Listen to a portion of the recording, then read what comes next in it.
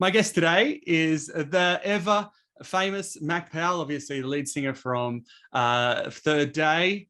Unmistakable, absolutely recognizable voice. Mac, thank you so much for joining me today. It's a pleasure to be chatting with you. Oh, my pleasure. Thanks for having me. Yeah, I think with your status within Christian music, you've been around for so long. I remember seeing you when you came to Australia back in 2001. and Wow. Yeah. uh for me, I mean, that's over half of my life that I've been enjoying your music, so that's an incredible feat. So thank you for Uh, making great music all these years. Thanks for saying that. Yeah, I remember that first trip. We've been three times now, and we were just blown away at how kind everyone was and how accepting everyone was for us in the band. And we had a blast, and that's why we kept coming back more and more as much as we could. And my hope is that, in fact, I was supposed to be there this October with my pastor for an event, but it got changed because of COVID. So hopefully next year I'll be able to come back and see you guys. Oh, we would love that. I wanted to talk to you about your family first up, because it's always interesting to me, as someone who makes music for a living, how well received your music is with your kids. You're a dad of five, Yeah. you and Amy. And so, what is it like when you go, hey, kids, I've got some new music to to Yeah. release? Do you show them first? I do, and it kind of varies from some of the kids want to hear it, and others are like, no, not another song of yours again. So, but overall, overall there's more positive than negative. I try to not bother them too much with it, but it is good to kind of bounce things off of them, of course, because of their age, and just to see what someone younger is going to think about it, and if they like it or what. And if my kids end up liking it, then I know that's a really good sign. Yeah. Okay. I'll talk to you about your new album in a sec, like in the details. But how was it? How was it received with the kids when you showed them the latest music? Very good, Very very good. good.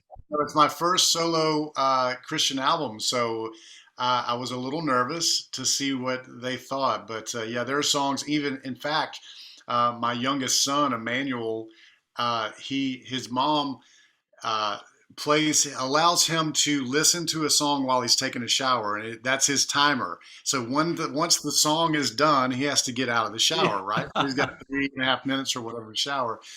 And so he asked for one of my new songs the other night to be his shower song. So Yeah. that's a good sign. It's a That's good a sign. great sign. Oh, that's pretty cool. That's really good. I like Or hearing that. I just realized maybe it's because an 8 minute song. Maybe that's why. It's not.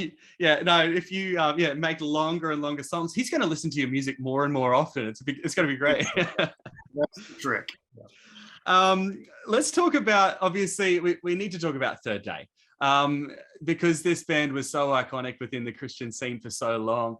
I remember hearing it. I was the youngest of five siblings, and we always had, right from the early days, your self-titled album and Conspiracy Number Five. And I would sneak into my sister's room, and she had the CD player, and I'd throw on Third Day.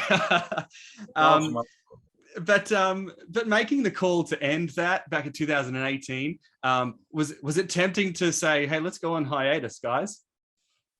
Yeah, in fact, that's what we were wanting to do. We had talked often through the years that we didn't want to be a band. If we ever disbanded, we didn't want to make an announcement about it. We just wanted to kind of drift off into the sunset. And there was something, and it's this interesting because I haven't said this in any of the Australian interviews that I've done.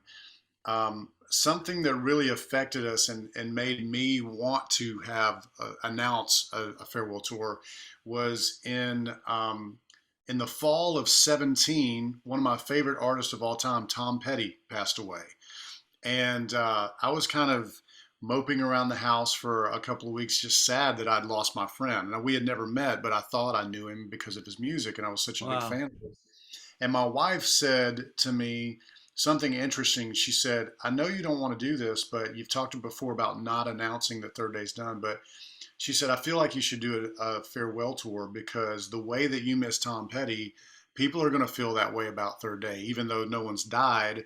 That's the end of that season in people's lives. And so you should give people a chance to see you. And I didn't really want to do that because I never wanted, we'd seen so many bands before who had disbanded and then they come back and have five farewell tours through 10 years, and we didn't want to do that. And so we thought about it and prayed about it and talked about it, and we thought about, that she's right. We want to give people a chance to, if they can, to come see us one last time. And so I'm glad we did it. It was a very short tour, and we went to a lot of places in a matter of a month, in a short amount of time. But we had a blast doing it, and really I'm thankful that we had the time. My hope is that somewhere down the line, years from now, we'll be able to do some more touring together. We probably will never come together as a band and just stay a band, but I would love to see them again and make some music together with them again somewhere down the road. No, that's cool. Our wives have great insights if we only take the time to listen. Hey, Right. um, obviously, this like you see a lot of solo artists go out of a successful band and attempt solo careers. Not everyone can really transition very well. What is it for you that's kind of like some of the driving factors as you kind of step into this solo space? Yeah, well, that's a great question. I think for me, there's a lot of answers to that question. I think one of the main things for me is like I've got nothing else I could do. This has to work because I don't have any other job, opportunities. This is all I know how to do is to sing and make music, and so I feel like I got to make it work. I'm hoping that there's enough people still that want to hear me sing, and so I've been very fortunate. Even though we're still in this pandemic, I've been able to tour a little bit. In the fall of last year, I was able to go out with Michael W. Smith and Stephen Chris Chapman and do a small tour we called the Three The Amigos. Three Amigos, and you had the hats and everything. Yeah, everything. Did That the was a cool dance. sight. Yeah. And we had a great time doing that. I was, of course, we were playing drive-in theaters, so it was a lot of social distance, people in their cars, and so it was like playing to a parking lot. So it was very different, but you could see a scattering of people here and there, and so I was thankful to get to do that. And then I did the same thing in the spring with a guy named Zach Williams and a brand new band called Kane.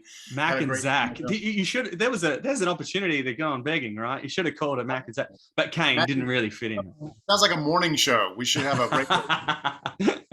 Yeah, I had a great time doing that. But through that time of since a year ago of touring with Steven and Michael, and then also in the spring, I was able to play some new music for some people, and I was really inspired and encouraged by it, and just glad to know that people want to still hear what I have to say through my songs and on stage, and it's very encouraging. Yeah, well, it is very well received so far. You've released a couple of singles off the upcoming album New Creation. The big single being River of Life, and I know that the idea of and the concept of River of Life isn't a new one, but isn't it interesting that through all of the upside down kind of world that we've been living in over the last 18 months to 2 years, that the truth of the River of Life still resounds with people. Talk to me about your new single. Yeah, absolutely. There's an old sort of Sunday school song, and I'm not sure if you guys are familiar with it in Australia, but in the U.S. it's like a kid's song, and you sing it at camps and at Sunday schools, and it says, "I've got a river of life flowing out of me."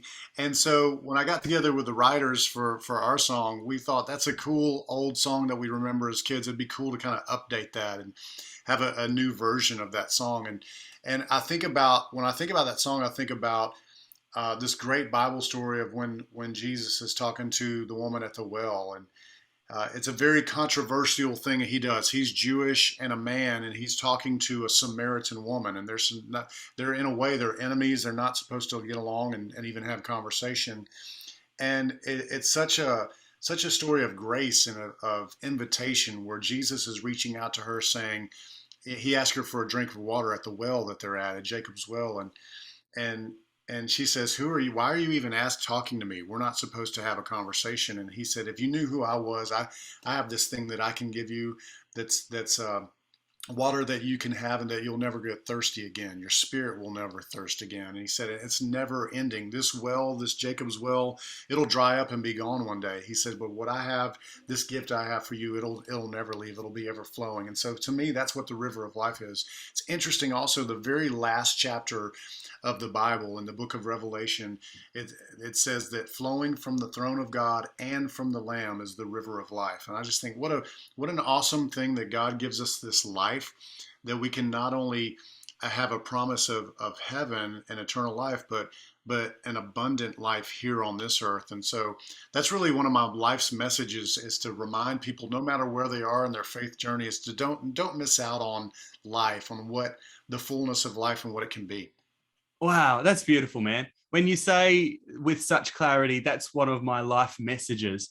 It's no wonder that your solo music is being as well received as it is, because you're not just in it for the music. You've got something more behind your music that's really resounding with a lot of people. And so that's really encouraging, isn't it? Going in and hearing you say that. So everyone needs to go out and listen to the latest single, River of Life. They need to find that. When can we expect the full album release? October 15th. So coming up very soon. Yeah. That's like a week away. Yeah. Yes. Yeah. I'm super excited about it. Now, I don't know if it's different in Australia for you guys, but in the States it's October 15th. So I assume it's the same. I assume so too. Yeah. So go check it out. Yeah. There's a few songs on the DSP. So wherever you listen to music, whether that's Amazon or Apple Music or Spotify or wherever you listen, the new record, New Creation, is out. There's a few songs that are out now that you can hear. I think there's 4 or 5 they released, so you can hear almost half the album now, and then the rest of it in a few days' time. That's so good. All right. Well, I'd love to stay chat and totally dive into all of the new album, and maybe even talk about how to build some Lego. I can see you got some Lego over in the corner there. Yeah. My daughter has a whole table over there of Legos. That's the Lego room, multi-purpose as your office as well. That's cool. But alas, our time has come to an end. Would you just be able to go out by introducing your latest single on Brisbane's 96.5? Would you be able to do that, please? Hey guys, this is Mac Powell, and you're hearing my new single, River of Life, right here on Brisbane's 96.5.